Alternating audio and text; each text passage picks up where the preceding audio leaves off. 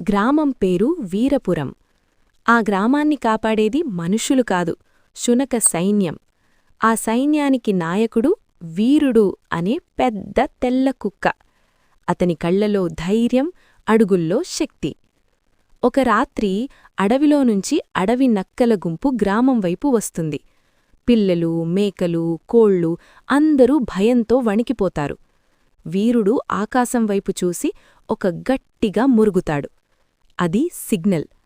అతని స్నేహితులు చిన్న బ్లాక్ చిట్టి, బలమైన బ్రౌన్ రాజా, చురుకైన సింబా అందరూ అతని పక్కనే నిలబడతారు. ఇది మన గ్రామం, మన బాధ్యత అని వీరుడు గట్టిగా మురిగాడు. నక్కల గుంపు దగ్గరకొచ్చేసరికి శునక సైన్యం వలయం వేసింది. యుద్ధం మొదలైంది. కాని అది కేవలం గర్జనలు, వేగం, ధైర్యం. ఎవ్వరూ వెనక్కి తగ్గలేదు. చిట్టి తన చురుకుతనంతో నక్కలను గందరగోళానికి గురిచేసింది. రాజా తన బలంతో ముందు దాడిని ఆపాడు. సింబా వేగంగా చుట్టూ తిరిగి వాటిని దూరంగా నెట్టాడు. చివరికి వీరుడు ఒక గట్టిగా మొరగడంతో నక్కల గుంపు భయపడి అడవిలోకి పారిపోయింది. ఉదయం సూర్యుడు ఉదయించేసరికి గ్రామం సురక్షితం.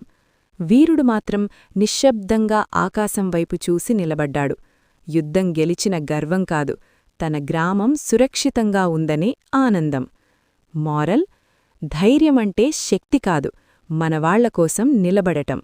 బావ్ ఫైర్.